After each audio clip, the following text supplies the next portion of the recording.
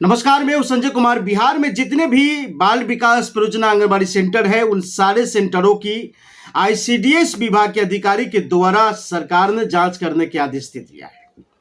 Bihar government ने पूरे anganwadi centre को जो है बिहार में जांच करने के आदेश दे दिया गया है। अब ये जांच कब होगी, क्यों होगी, इसके ऊपर पूरा विश्लेषण करने के लिए हम आपके साथ आज मौजूद हैं। और आप अगर मेरे चैनलों पर अगर नए हैं तो चैनल को सब्सक्राइब कर लीजिए, बेल आइकन दबा करके नोटिफिकेशन को प्रेस कर लीजिए और वीडियो को शेयर कर दीजिए। एक सवाल मेरे मन में उठ रहा है, आपके मन में भी उठेगा कि चुनाव से पहले बिहार गवर्नमेंट अर्थात नीतीश कुमार ने आंगनबाड़ी सेंटरों की निरीक्षण क्यों नहीं करवाया था। अब चुनाव के बाद क्यों हो रहा है, कारण क्या है, क्या चुनाव के बाद कौन सी कमी आ गई बाल विकास परियोजना में, जिसकी आईसीडीएस विभाग के अधिकारी के द्वारा ये जांच कराई जा रही है। एक सवाल बताइए, एक सवाल मैं आज आपसे करना चाहूंगा और कमेंट बॉक्स में आप जरूर लिख करके बताइए, अगर जांच होनी चाहिए तो आईसीडीएस विभाग के अधिकारी के द्वारा क्यों?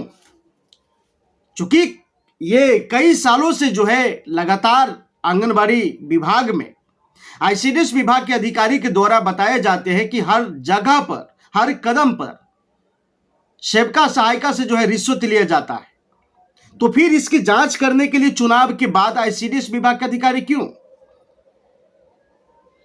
एक सवाल हम और भी आपको बताना चाहेंगे कि जिस प्रखंड में 240 आंगनबाड़ी सेंटर चल रहा है और उसी प्रखंड में सीडीपीओ है और लगातार वो सीडीपीओ जांच करती है, और ये सबको पता है, कथित तौर पर मैं आपको बता रहा हूं कि सबको पता है कि पोषाहार में जो है कम से कम 50% पैसे रिश्वत लेती है आंगनबाड़ी सेविका से सीडीपीओ और एलएस जो सुपरवाइजर होती है, वो पैसा लेती है।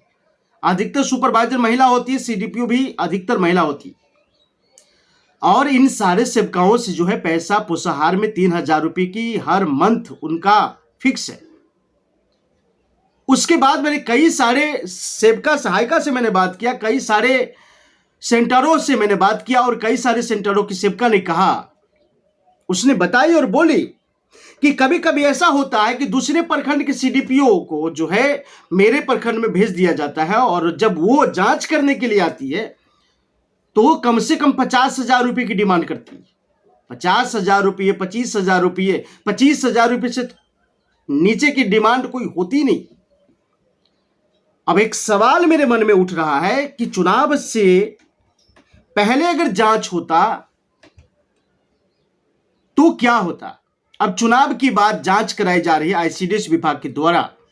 अगर चुनाव के बाद अगर आप जांच कराना चाहते हैं तो आईसीडीएस विभाग के अधिकारी के द्वारा क्यों? कोई अदर एजेंसी को दे दीजिए जांच करने के लिए, या कोई अलग विभाग के द्वारा आप जांच करवा लीजिए। आईसीडीएस विभाग के द्वारा जांच क्यों करवाना चाहते हैं आप? क्योंकि आपको पहले पता है कि आईसीडीएस विभाग की जो अधिकारी है, चाहे सीडीपीओ हो, चाहे डीपीओ हो, चाहे एलएस हो, वो पहले से रिश्वत लेती है। लेकिन बाल विकास परियोजना में जो ऑफिसर बाहर से भी आते हैं वो भी पैसे की डिमांड करते हैं। वो पैसे की डिमांड कैसे करते हैं ये तो हम आपको बाद में बताएंगे, लेकिन आईसीडीएस विभाग की जो अधिकारी है उसके द्वारा ये जांच क्यों हो रहा है? एक बात आपको समझना पड़ेगा, चूंकि बाल विकास परियोजना वो सरकार की भ्रष्टाचार की जगह है जहां पर सीडीपीओ है, सुपरवाइजर है और एलएस है, ये तमाम अधिकारी एक भी सेंटर को जो है बिना रिश्वत को नहीं छोड़ा हुआ है। अब आपको बताना चाहेंगे, संविदा कर्मी की जॉब है, कॉन्ट्रैक्ट बेस पर ये काम कर रहे हैं। जो आंगनबाड़ी सेविका सहायिका है ये कॉन्ट्रैक्ट बेस पर है। इन्हें अब तक सरकारी कर्मचारी घोषित नहीं किया गया है, इन्हें वेतन मानदेय नहीं किया गया है। लेकिन इनके ऊपर जो चयन मुक्ति का जो डर है, वो चयन मुक्ति का डर एक बहुत बड़ी डर है।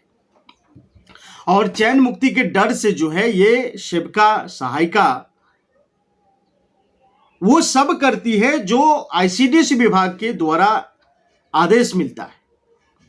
अब एक बात मुझे यह समझना है कि बिहार में जांच हो रही है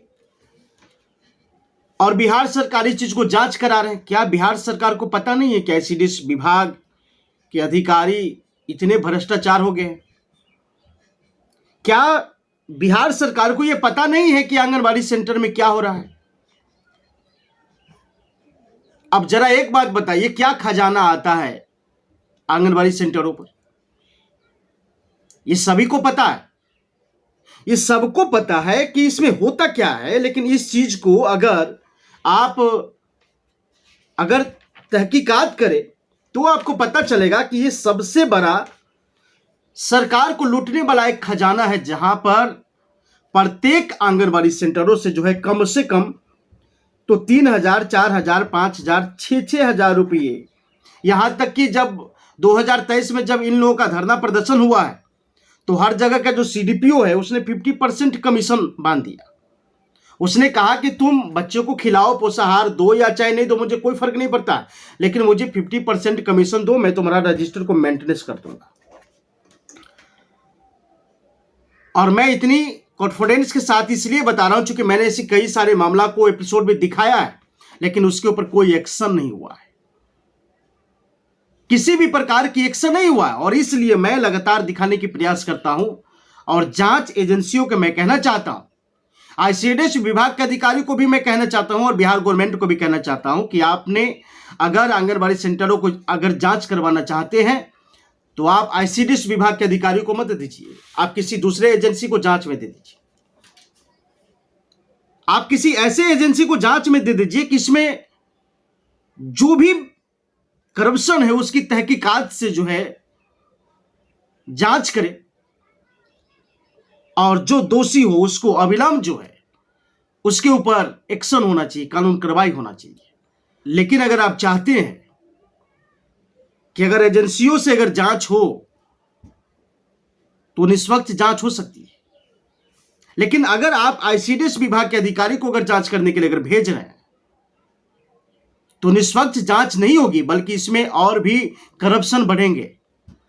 अभी जो सरकार ने चुनाव में जो खर्च किया है वो खर्च को भरपाई करने के लिए तमाम सिस्टम चल रही है और ये तमाम सिस्टम को इसीलिए जांच लाया जा रहा है कि ताकि सरकार के खजाने में जो कुछ रिश्वत वसूल करके और उनके अधिकारी लोग वहां पर जमा कर दें, ताकि सरकार ने जो चुनाव में पूरा पैसा खर्च किया वो पैसा कहां से निकलेगा।